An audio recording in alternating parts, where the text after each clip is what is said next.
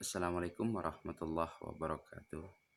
Para pemirsa channel Hidayah Minang.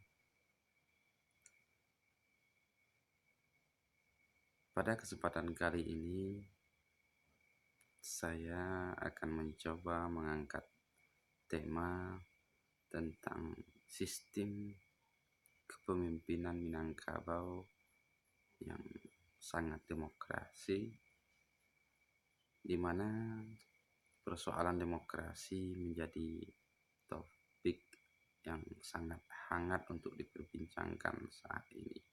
Banyak para tokoh yang membahas atau membicarakan tentang demokrasi. Di Minangkabau, dalam pandangan adat, memandang semua manusia sama, sebagaimana ungkapan adat yang mengatakan duduk sama rendah, tagak sama tinggi. Artinya semua manusia pada hakikatnya sama. Di Minangkabau tidak mengenal perbedaan keturunan, perbedaan ras, warna kulit, dan lain sebagainya. Semuanya sama, yang membedakan hanyalah budi pekerti atau etika.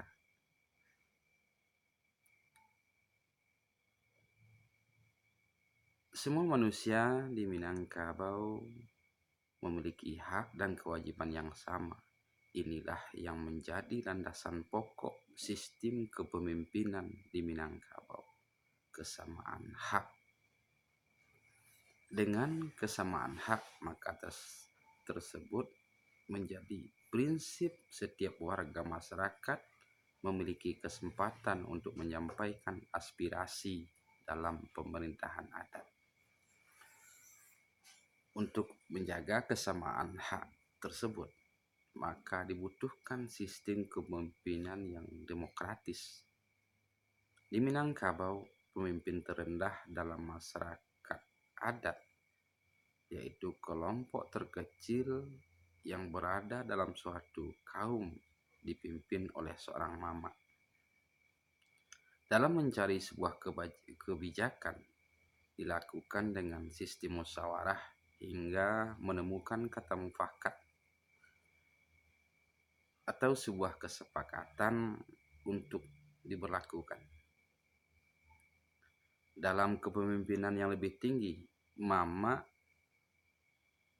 akan menjadi perwakilan untuk menyampaikan aspirasi kepada pemimpin yang lebih tinggi, yaitu pengulu dalam sebuah suku, yang juga melalui proses musyawarah yang terdiri dari perwakilan atau para mama yang mewakili kaum dalam suku untuk mencari kesepakatan yang akan dijadikan sebuah kebijakan bersama.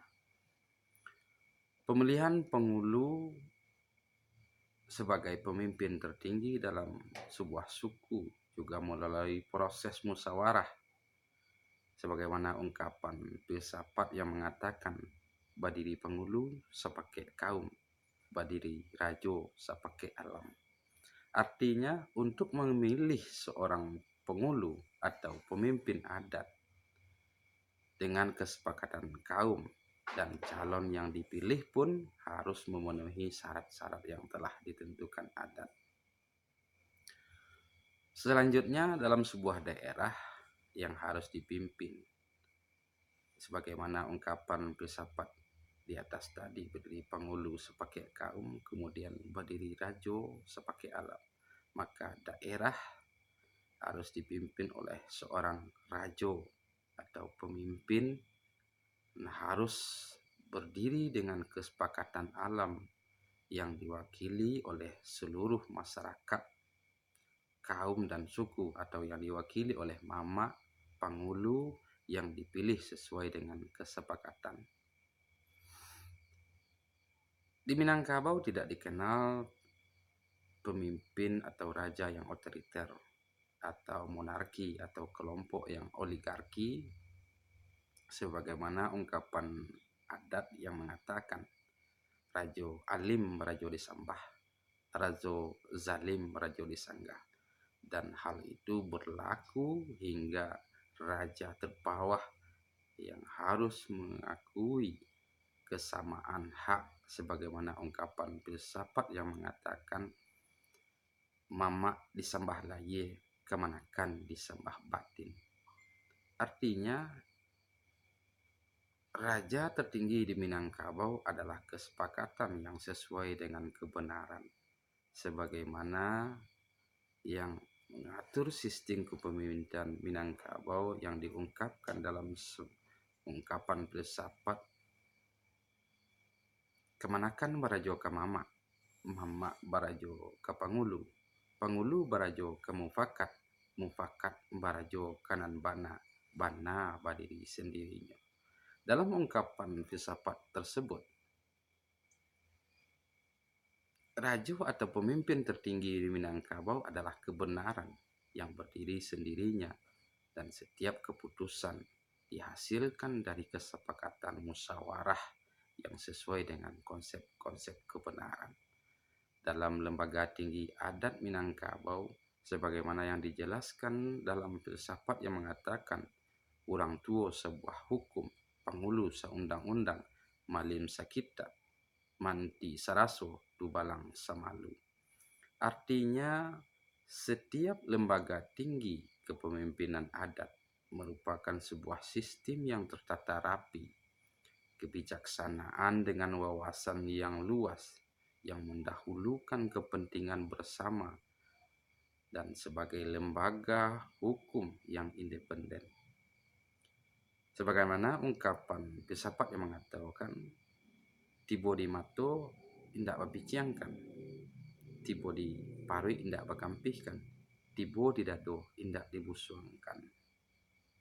Artinya lembaga yang menegakkan hukum atau lembaga penegak hukum adalah lembaga yang independen, harus mengambil setiap keputusan hukum dengan seadil-adilnya tanpa pandang bulu.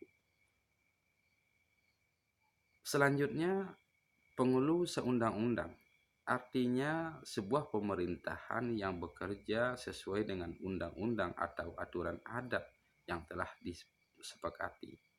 Tugas yang dijalankan pengulu harus selalu dalam kontrol kebenaran, sebagaimana ungkapan filsafat yang mengatakan menempuh jalanan pasar menurut alun-alun.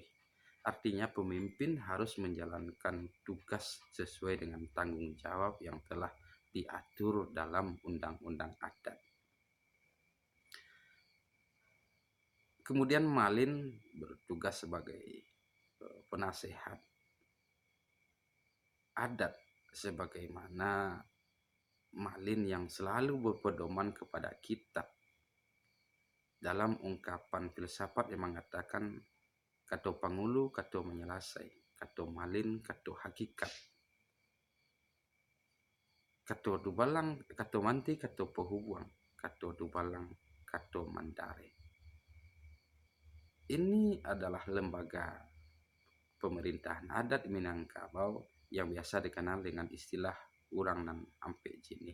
Artinya itulah lembaga pemerintahan atau sistem kepemimpinan adat di Minangkabau yang terdiri dari 4 lembaga utama dan ditambah 1 lembaga hukum yang independen yang dikenal dengan istilah urang tuo.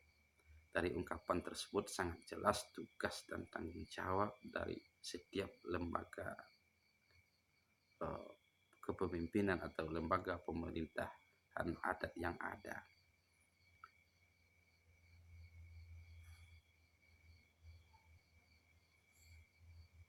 Dengan kesepakatan, dengan kesamaan hak, maka pemimpin di Minangkabau adalah pemimpin yang memimpin.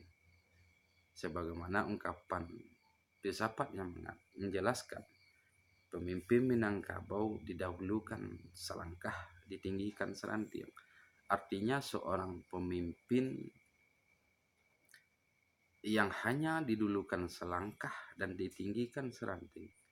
Maksudnya adalah kekuasaan tertinggi di Minangkabau tidak ada selain kebenaran. Oleh sebab itu, ketika seorang pemimpin melakukan kesalahan, maka masyarakat dengan mudah mengingatkan karena berjarak sangat dekat dengan masyarakat yang dipimpinnya, tetap dengan cara yang bijak, sebagaimana ungkapan filsafat yang menegaskan melawan guru jo pituah, melawan mama jo kebenaran. Artinya mengingatkan atau menasihati pemimpin dengan tetap dengan cara-cara yang bijak, dengan cara yang sopan. Sebagaimana seorang imam dalam sholat yang hanya di depan selangkah, sehingga ketika imam kilaf atau salah dengan mudah diingatkan, dan ketika imam melakukan kesalahan yang fatal dengan mudah digantikan. Itulah sekilas tentang sistem kepemimpinan di Minangkabau yang sangat mengutamakan sistem demokrasi. Semoga hal ini menjadi sebuah pelajaran yang dapat dijadikan pertimbangan untuk mendewasakan sistem demokrasi ke depan. Itulah sekilas tentang sistem kepemimpinan adat di Minangkabau. Mudah-mudahan ada manfaatnya. Semoga di lain waktu dan kesempatan saya dapat mengupas lebih rinci tentang sistem demokrasi atau sistem kepemimpinan adat di Minangkabau. Demikian saya sudahi dengan Assalamualaikum warahmatullahi wabarakatuh.